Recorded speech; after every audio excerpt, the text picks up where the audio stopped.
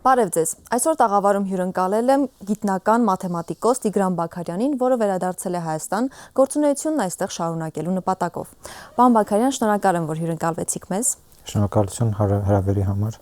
Որքան ժամանակ ապրեցիք հայրենիքից դուրս եւ որտեղ եք հասցրել աշխատել որպես գիտնական։ 5 տարի, 1 ամիս ապրել եմ դրսում, 4 տարի Սաուդյան Արաբիայում եւ 1 տարի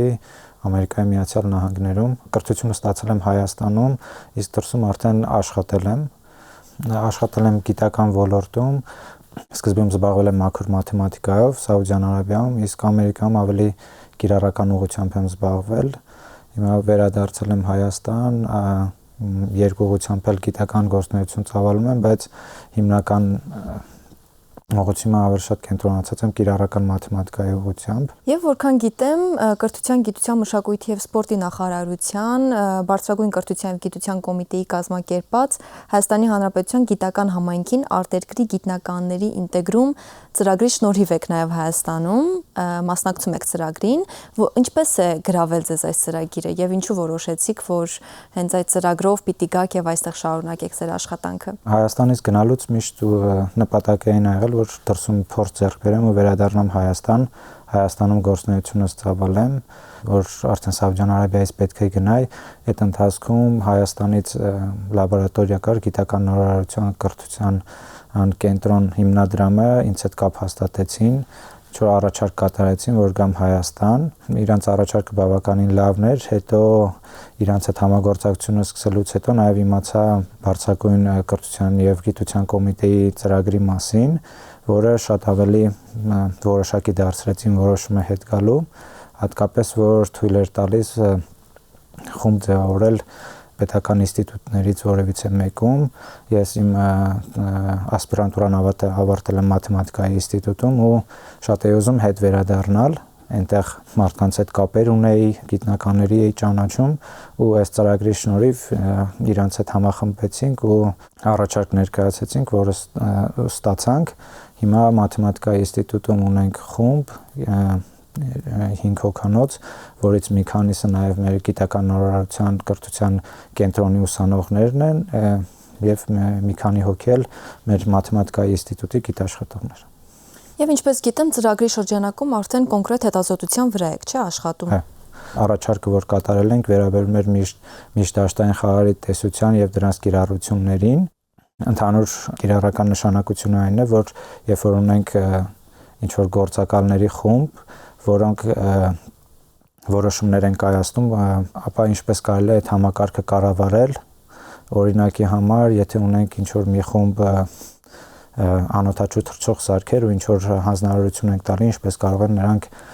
իրար միջև համագործակցելով կատարել առաջադրանքը, օրինակի համար միաժամանակ տեղ հասնել կամ հերթով տեղ հասնել կամ ինչ որ տարածքի մշտադիտարկում իրականացնել, երբ որ մի քանի խումբ ունեն։ Մեր գիտական խումբը այդպիսի խնդիրներով է հետաքրքրված ու զբաղվում ենք, արդեն ինչ որ արդյունքներ ստացել ենք, համագործակցում ենք թե Ամերիկայից պրոֆեսորների հետ, թե Սաուդյան Արաբիայից։ Պաստորեն, ձեր փորձը նաև անդրադարձել է նրան, որ դուք կարողանաք կապեր ձևավորել եւ Սաուդյան Արաբիայում եւ Ամերիկայում եւ նաև դրանք կիրառել Հայաստանում։ Հա, իրականում հետաքրքիր խնդիրներ շատ կան, բայց գիտնականները հիմնականում զբաղվում են այն հետաքրքիր խնդիրներով, որոնց համար վճարվում են։ Իսկ այս ծրագիրը դրանով է լավ, որ առաջարկը, որ կատարել ենք, ինքը երկու բաղադրիչ ուներ, համ տեսական, համ կիրառական նշանակություններ ու ստանալով այդ արդեն մեր ինստիտուտում կատարում ենք ավելի կիրառական աշխատանքներ, որը հետաքրքիր է, նաև փորձառություններ են կատարում համագործակցելով մեր լաբորատորիայի հետ, առաջարկում ենք տեսությունը, ապացուցում ենք, թե ինչպես համակարգը իրան կպահի, բնութագրում ենք դա, մաթեմատիկական վերլուծությունն են կատարում, իսկ լաբորատորիայի հետ համագործակցելով նաև այդ կատարած տեսական գիտելիքների փորձերն են կատարում, մի խումբ դրոններով առաջադրանքներ են կատարում։ Ձեր այս ներկայիս հետազոտության թեման ինչպես եք որոշել, որ հենց սա պիտի իրականացնեք Հայաստանում եւ ինչպես եք պատկերացնում դրա հետագայում գործնական կիրառությունը։ որ ասեմ նախորոք այսպես չեմ պլանավորել իմ Սաուդյան Արաբիան, որ մաթեմատիկայով զբաղվել եմ, այդտեղի մաթեմատիկական խնդիրները եկած են կիրառական, այսինքն բազմագործակալ համակարգերի բնութագրումը տրվում է ինչ որ դիֆերենցիալ հավասարումներով։ Ես մոտավորապես 4 տարի եւ ավելի զբաղվել եմ այդ դիֆերենցիալ հավասարումների ուսումնասիրությամբ, զուտ մաքուր մաթեմատիկական տեսանկյունից, այսինքն այնտեղ ինչ որ մաթեմատիկական կոնցեպտների ապացուցում, դրանց հետազոտություն, իսկ երբ որ գնացի Ամերիկա, արդեն ավելի շատ հակառակ process-ներ հետաքրքիր, թե որ կիրառական խնդիրները կարելի է այդպես գրել ու Ամերիկայում Նայրա Հովակիմյանի պրոֆեսոր Նայրա Հովակիմյանի հետ համագործակցելով այնտեղ ավելի շատ կենտրոնացա այն խնդիրների վրա, որ այդ բազմագործակալ համակարգերը ինչպես կարելի է մոդելավորել ու դրանց համապատասխան մաթեմատիկական այդ հավասարումները ստանալով դրանք հետազոտել, այսինքն արդեն խնդիրը սկսեցի սկզբից, ոչ թե կենտրոնացել էի միայն վերջնական դիֆերենցիալ հավասարումների ուսումնասիրությանը, այլ խնդիրը իրական կյանքի խնդիրը կար, դա մոդելավորում էինք, ստանում էինք ինչ-որ դիֆերենցիալ հավասարումներ ու դրա ուսումնասիրությամբ էինք զբաղվում ու այդպիսի Ամերիկայում գրանտ կար կարծիքի ձևավորման հետ կապված այդ ուղղությամբ եմ աշխատանքներ կատարել ու այդ բազմագործակալ համակարգերի ուսումնասիրությունը, կիրառությունները շատ են։ Ես էլ որ այդտեղ աշխատանք ունեի, մի քանի գաղափարներ կար, դրանց հիման վրա ծրագիր գրեցինք, ուղարկեցինք, ստացվեց ու հիմա խմբով աշխատում ենք, արդեն 1 տարի աշխատում ենք, խմբի մարդիկ տարբեր մասնագիտացումներ ունեն, նրանցից որոշները զբաղվում են Ֆուրիեի անալիզով, որոշները թվային մեթոդներով, ուսանողներն էլ տարբեր բուհերից ու տարբեր մասնագիտությամբ ունենք, որ ավտոմատացում, պոլիտեխնիկից ունենք ամերիկյան համալսարանից, computer science ու ունենք ԵՊՀ-ի կիրառական մաթեմատիկայի ուսանող, բոլորիս միավորել է այդ ընդհանուր արդյունք ստանալ, որ կիրառական խնդիր փորձենք լուծել ու այդտեղ հաղթարելով բոլոր տիպի խոչընդոտները, սկսած մոդելավորումից, մաթեմատիկական անալիզից ու դրա իրականացումից։ Իսկ կարող ենք ասել, որ այդ հետազոտությունը նորարարական տարեր է նաև պարունակում։ Դե առանց նորարարական տարերի ծրագիրը չէին հաստատի նախ, այսինքն մենք այդ չենք ստանա։ Այսինքն հիմնական սկզբունքը նաև դա էր, որ պետք է նորարարական լինի։ Դե իրականում գիտությամբ զբաղվելու միակ կարելի ասել միակ գործոնը դա է, որ պետքա նորարարությամբ զբաղվես, այդ հարցը իրականում որոշ երկրներում կարող է այդ նորարարությունը իրականում նորարարություն չի, բայց գիտության հենց իմաստը դրանում է կայանում, որ նորարարությամբ զբաղվեք ու այս ծրագրերի լավը նա էր, որ իրականում պահանջները բավականին բարձր էին, հայաստանյան ստանդարտների համար ծրագրի կազմակերպիչները փորձում են իրոքից նորարարություն ակնկալել ու կարևոր գործոնը նորարարությունը, որը նաև ծրագրի կազմակերպիչներն են մեր դեպքում հաստատել։ Հիմա տեսնենք 5 տարվա ընթացքում պետքա բավականին շատ աշխատանք կատարենք, որպեսզի նաև հետագա համագործակցություն ունենանք իրենց հետ։ Իսկ որքանով է կարևորում հենց այս նորարարական նախագծերի իրականացումը Հայաստանում որպես գիտնական եւ ինչ է կարծում, ինչպես պետք է նաև ողջևորել մյուս գիտնականներին, որոնք դեռևս ապրում են Սփյուռքում, նրանք էլ վերադառնան ձերպես եւ այստեղ, այսպես ասած, մղվեն այդ նույն գործին։ Ամենակարևոր գործոնը ֆինանսավորումն է։ Ճիշտ է, այս ծրագրերի ֆինանսավորումը նախկին ծրագրերի հետ համեմատած շատ բարձր է ու ինքը բավականին լավն է, եթե անկեղծ լինենք, շատ ավելի շատ ֆինանսավորում է պետք, որպեսզի դա ավելի լայնածավալ բնույթ կրի, որովհետև կոնկրետ ես Հայաստանում եմ մեծացել, Հայաստանում եմ սովորել ու իմ կապը Հայաստանի հետ շատ ամուր է, բայց դրսի մարդը, որ դրսի մշակույթին է սովոր, ինչ իմաստով, որ այնտեղ ավելի որոշակիությունը շատ ավելի շատ է, Հայաստանում ավելի շատ դու պետքա լինես տեղացի, որ գլուխ անես։ Անկամ իմ համար, որ ես այսինքն բոլորին ճանաչում եմ ամեն ինչից ենթադրաբար պետքա տեղյակ լինեի, բայց քանի որ առաջի անգամ էի գրանտի դիմել ու դա իմ համար էր մի քիչ ոչ այնքան ստանդարտ ու ում հետ որ զրուցում է, իրանց մոտ էլ են խնդիրներ առաջանում, այդ ժամանակի ու փորձի պակասությունից է, իսկ դրսում այդ ամեն ինչը ավելի սահուն է, ամեն ինչ որոշակի է շատ ավելի ու կարաս շատ մարդկանց հետ չխոսելով ուղակի մի քանի փաստաթուղթ կարդալով ամեն ինչ շատ հանգիստ անես, իսկ Հայաստանում փաստաթուղթ գտնելը առաջինը բավականին դժվար, դրանից հետո էլ պետք է անպայման ինչ որ մարդ լինի, որ քեզ ուղղորդի, որովհետև շատ հաճախ այն ինչը որ գրած է լինում, որ փորձում ես հենց ուղիղ այդպես անել, լիքը խոչընդոտների ես հանդիպում։ Ինչպես ձեր խոսքում նշեցիք, իհարկե կարևոր է նաև խոչընդոտների մասին խոսել, դրա հետ կապված ինչ որ լուծումներ ինքներդ փորձել եք փնտրել կամ թեկուզ այլ գիտնականների հետ քննարկել դրա լուծումների մասին։ Դե նախ ասեմ, Բարձրագույն կրթության և գիտության կոմիտեի անձնակազմը շատ սփորթիվ է, շատ են աջակցում մեզ։ Ենք անգամ օր ա եղել, որ ես իրանց երևի մի 5-6 անգամ զանգարել եմ ինչ որ հարցի հետ կապված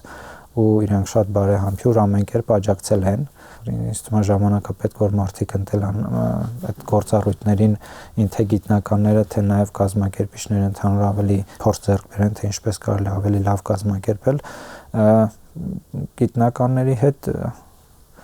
օրինակ երևի բոլորը բողոքում են այդ գնումների օրենքից, բոլորի մոտ խնդրեմ ու նույնը մեր մոտ էլ է։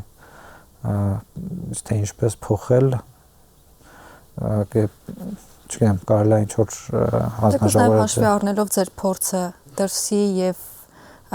տարբերությունները, որ նկատել եք Հայաստանի հետ կապված։ Դա է, որ ավելի պետք է որոշակի լինի, օրինակ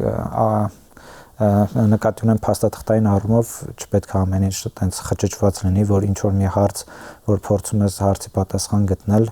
պետք է մի հատ կարդաս ինչ որ մի փաստաթուղթ, հետո այդտեղից բարձում է, եթե